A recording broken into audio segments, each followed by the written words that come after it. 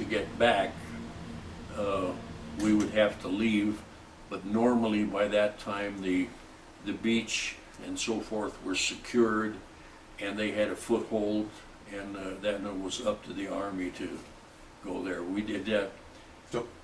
So you were playing an important role in the sense of kind of helping the bombardier ultimately get lined up on the target. In other words, you were giving direction, I guess, to the pilots relative to how to get to that coordinate? No, I never gave direction to the pilot. I told the bombardier where the target was. See, the pilot doesn't have a map at all. And when ground called and said, you know, they'd call a radio operator and tell him the coordinate, and I'd locate the coordinates on the map.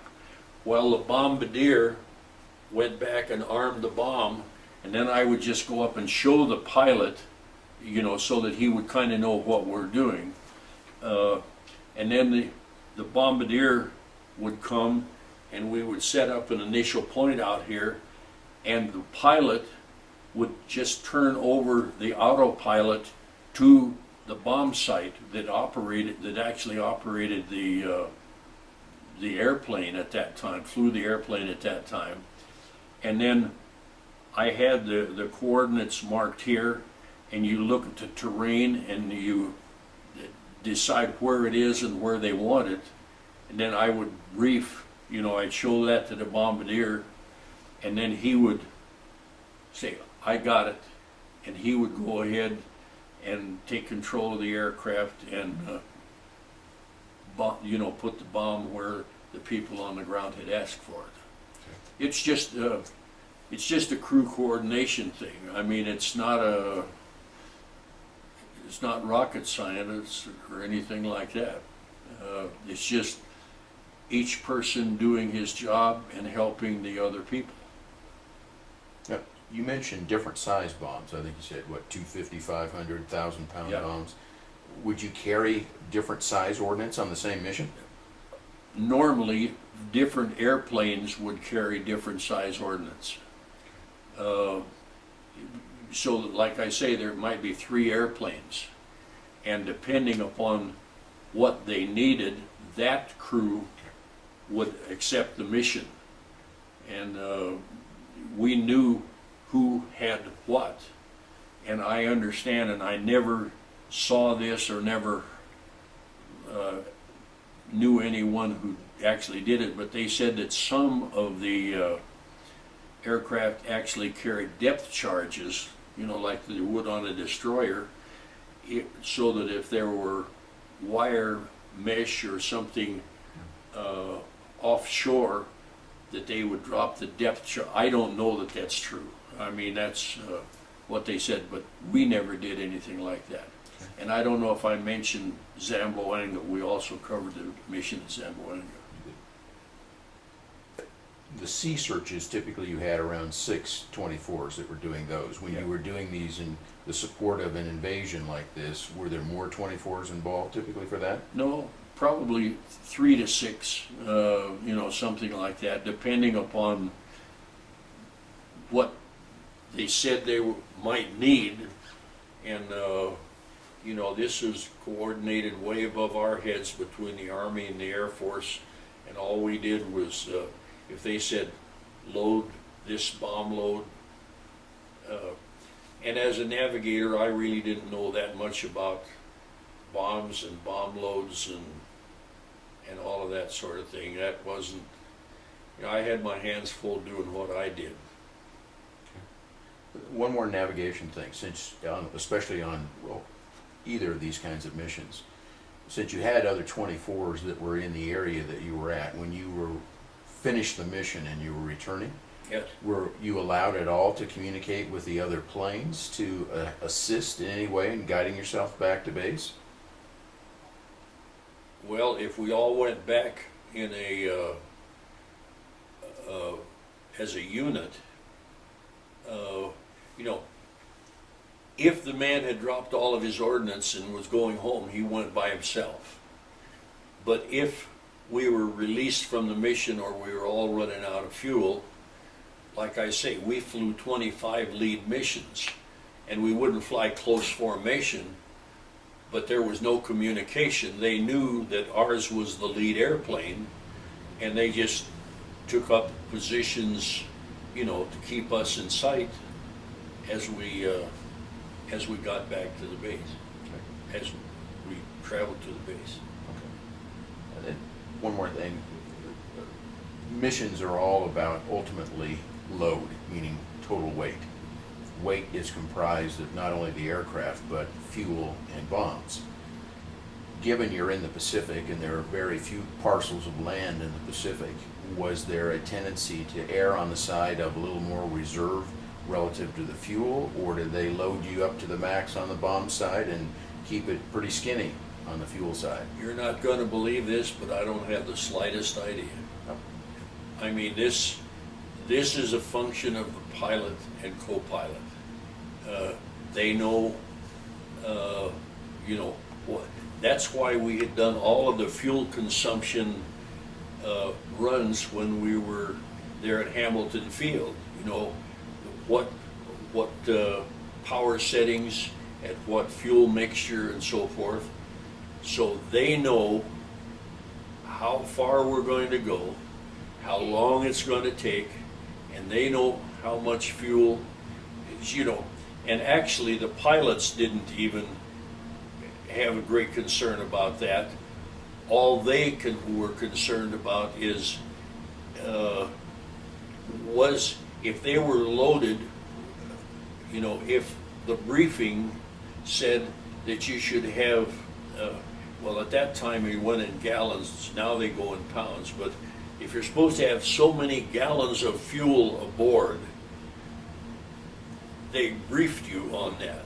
And then it was up to the pilots and the engineer to check the tanks to make sure that there was that much fuel aboard. But they didn't decide how much fuel to put in. This was, you'd be surprised in a combat situation until you are airborne how little responsibility the crew itself has. I mean, they tell you, this is where you're going to go. This is when you're going to get there. This is what you're going to drop. And, you know, all the way through, and it was just us to execute the mission. Now, that may be an oversimplification, but that's really what it boiled down to. You mentioned a while ago that this was a relatively young crew. Having said that, there were times that they could really push you in terms of your endurance. One time in particular that I think you told me about. Well, yeah. Well, the endurance factor, which you allude, was my endurance. We had flown a regular 10-hour mission. They all averaged about 10 hours because in 39 missions we had 392 hours. But we had flown a normal 10-hour mission and come back, debriefed, cleaned up, ate supper, and we were playing poker. And about 11 o'clock that night, they came in and said, you have a 2 o'clock takeoff. We're going to Surabaya, Java. And that's a trip of about 7 hours out. And, you know, by this time at night, you know, it's 11 or 10:30, 11 o'clock at night, and they come and tell us that we're going to take off at 2 o'clock in the morning.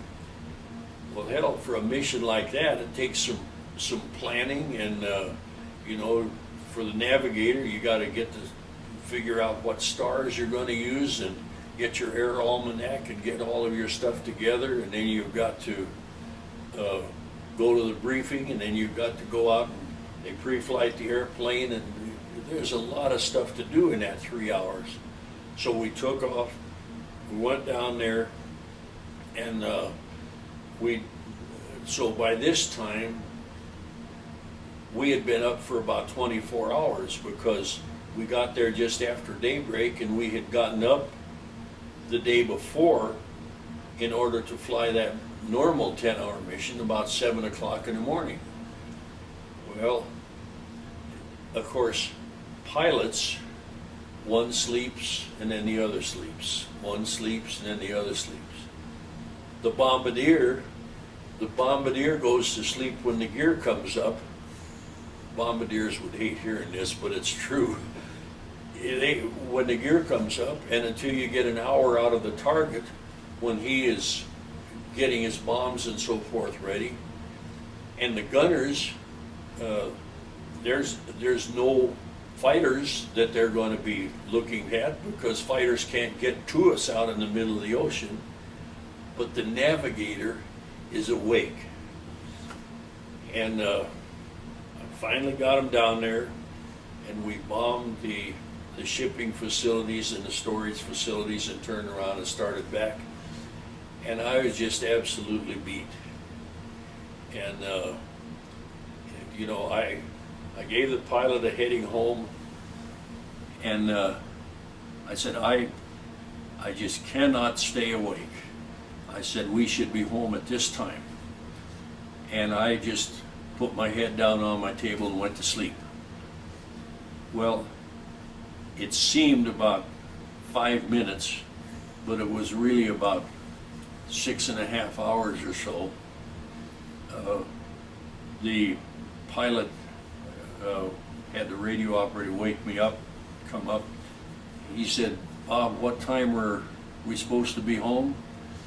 I said, just a minute. I went back and I looked at my log, and I looked at my watch, and we were about 15 minutes past when we should have been home, and there's nothing but water around. And I thought, oh, crud. So I checked the waves, and there had been a wind shift of 180 degrees since we had gone down in the morning, and I had put in my log what the wind was and all of that so forth. Okay, so the wind shifted 180 degrees. When I didn't have a clue. I mean, that was 6.5 hours ago that we did this, or actually almost 14 hours ago since we checked.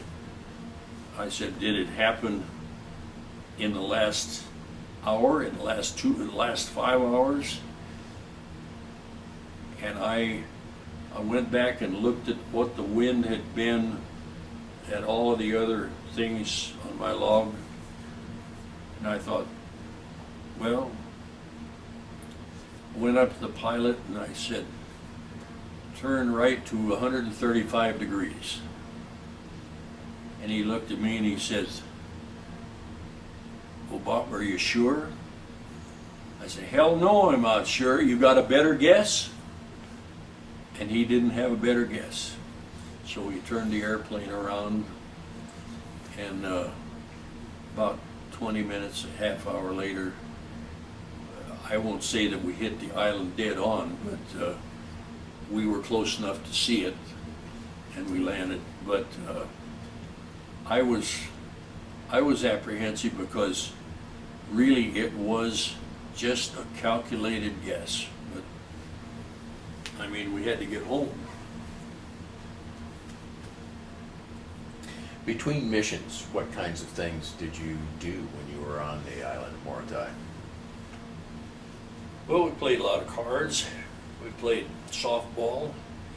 We went swimming. We had movies at night. You know, you sit on a bench in a poncho and a safari hat in the driving rain and watch Bob Hope and Dorothy Lamour. And we did have one experience which has nothing whatsoever to do with the war effort, except that it was kind of interesting. But we we had inherited a little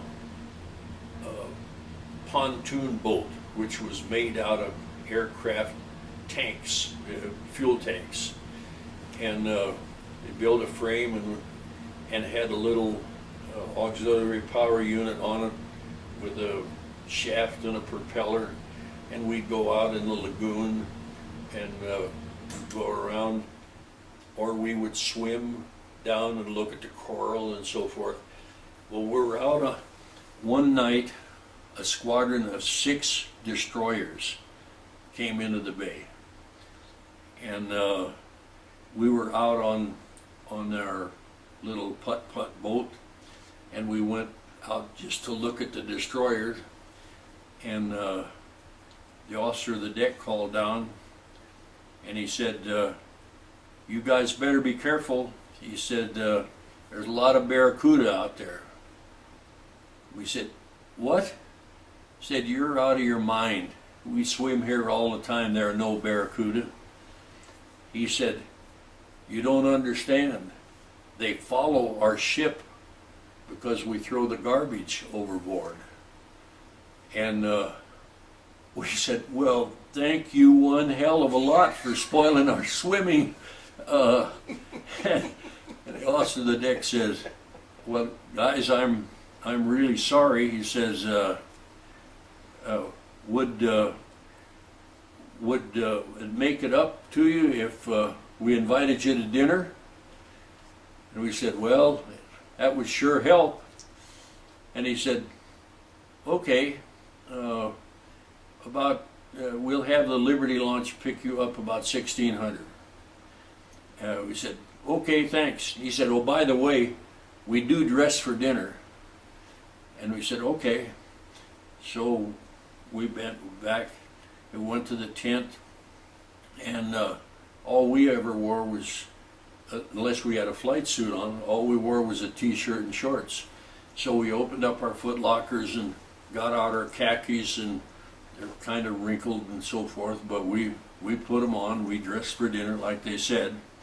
They picked us up in the Liberty launch, took us out, and we had learned enough about naval etiquette, you know, permission to come aboard, sir, and you salute the officer of the deck and salute the flag and all of the formalities and so forth. And then they took us down to the wardroom for dinner. Well, these Navy guys, when they dress for dinner, they dress for dinner with a shirt and a tie and a blouse and their ribbons, and I mean, we felt like a bunch of slobs, but we had gotten dressed. I mean, what more did you want? So they kind of took pity on us, had a great meal, and then the exec says, we're going out on maneuvers tomorrow. Would you like to come along? Well, I think we had flown a mission that day, so we weren't going to fly tomorrow. We said, sure.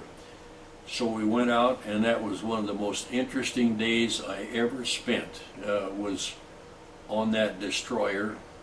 We were on the last destroyer, and we learned about signals and how they, well, just the one thing I remember is the commander of the fleet, or the squadron, or whatever you call it, is in the lead ship, and he decides on a maneuver, and he runs the flag up, or banner, or whatever they call them, I call them flag, up halfway,